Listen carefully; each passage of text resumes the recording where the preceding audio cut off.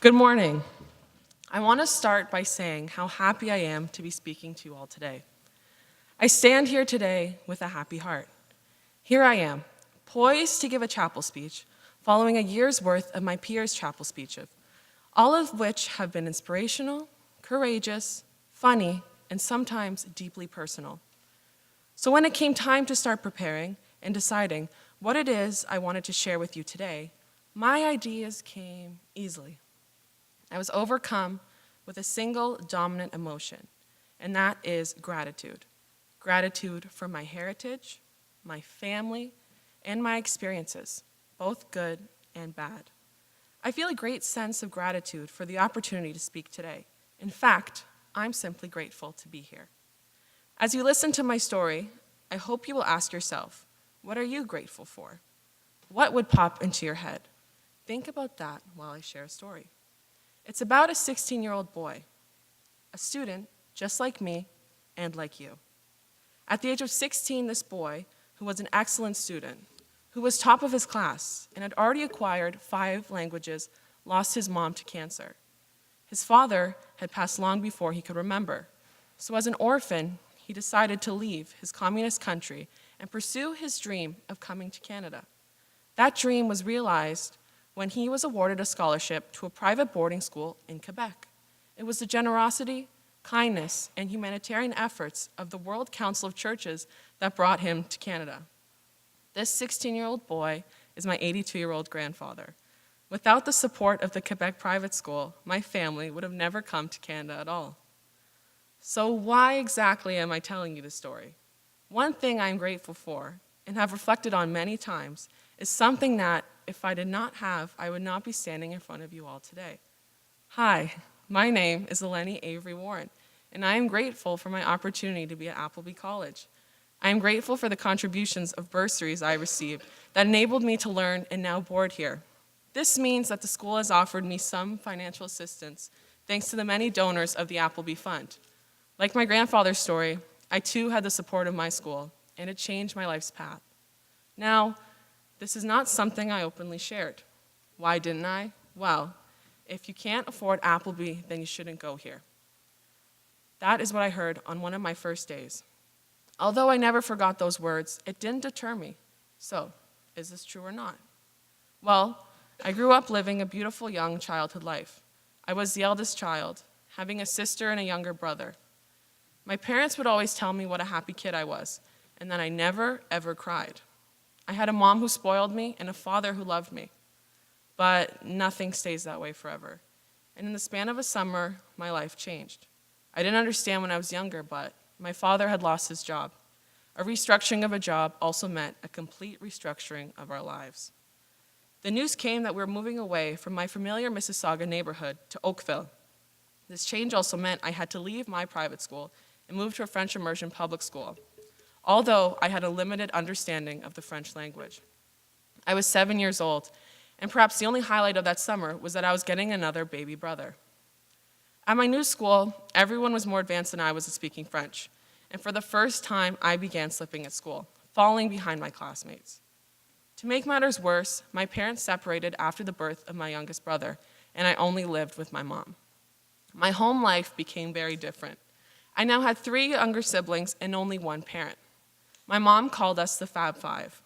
As the eldest, I felt a responsibility to be a role model for my siblings, so I kept my emotions on the inside when people at my school asked me how it was to not have a dad anymore.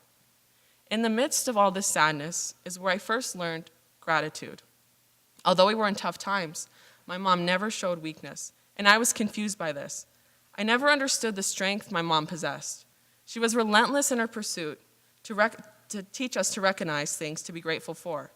Every night, we would close our eyes and pictured what we wanted to achieve and shared one thing we were grateful for. At this time, I wasn't sure what I wanted to envision or achieve. My mom decided to go back to teacher's college and achieve her lifelong dream of a teaching degree. With this, it meant I had to step up to the plate. So I became a mini mom in grade 4 as I cooked, cleaned, and cared for my younger siblings all summer. I listened to what my mom said, and I began to understand how grateful I was for my siblings, for keeping me company, and how they helped me grow and mature as a person. We got lucky, and my mom got a teaching job right after graduating with her master's, and we were thrilled. It seems as though her taking the time to be grateful and envision the things she wanted worked. More good things happened when my mother met and eventually married my stepdad, Marvin. I never knew he was going to change my life. Besides, what man would want to take on 4 children, especially when he already had 2 of his own? I saw how much he cared for my mom and also how much he cared for my siblings. Finally, that empty place in my heart, where my dad was supposed to be, was filled by Marvin completely, and I was utterly grateful and very happy. Happiness to me was an on and off thing. School was still hard, but I dealt with it. When I got to middle school, I experienced the hardest time of my life, and I lost much of what I was grateful for. My friends kept changing, and I could never find someone who cared about me as much as I cared about them. I felt disposable, particularly when a group of friends I had known for over 7 years decided that partying and popularity was more important than our friendship. It's the worst when people you thought you knew suddenly stop being your friend. I felt as though I was only being wanted when someone needed something from me. On top of that, I struggled with acne. It's something that has made me feel less than beautiful. Along with my skin, being tall and curvy was something that made me stand out. When my teacher compared my body to another girl's smaller frame in a health class in front of all my peers, I was uncomfortable. I started to believe that there was absolutely nothing to be grateful for. I lost myself. And the final straw was when a boy in my class came up to me and said in front of everyone, "Avery, you're a pizza face." It's a name engraved into my mind whenever I look in the mirror. Was that how the world saw me? Perhaps the world was right, I had convinced myself. Something had to change. Although I kept the words classmates called me silent from my family, they still knew I needed to change. What were my options? Well, I started to look at Appleby, but honestly, the thought of me even being able to go there seemed like a fantasy. It just wasn't an option. My mom saw the way I looked at the school after going on my first Appleby tour, and we knew that we would try whatever we could so I could come here. I saw the person I could become at Appleby, and I put a picture of Appleby dead center in the middle of my vision board. So here I am. Appleby has taught me how to work, how to compete, how to fail, how to succeed, how to love, and how to forgive. To be amongst you, my peers, you have unknowingly encouraged me and inspired me. I've experienced the true gift of friendship from my closest friends, who've cheered me and consoled me, taught me how it is possible for someone to love you as much as you love them.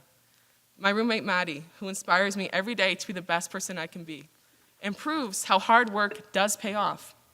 To Brianna, my first friend at Appleby, who's been a constant source of loving energy throughout my experience here, who is also very happy to tell me when I've been talking too much.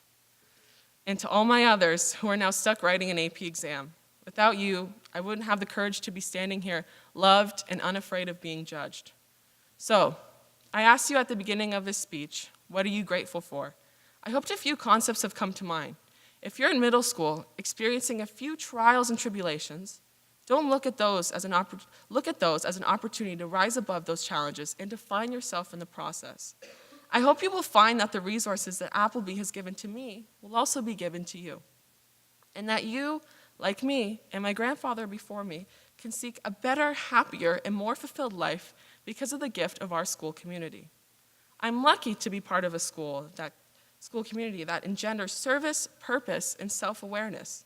And here I am reflecting back to the moment I got that bursary, the moment that opened doors for me that I didn't even know existed.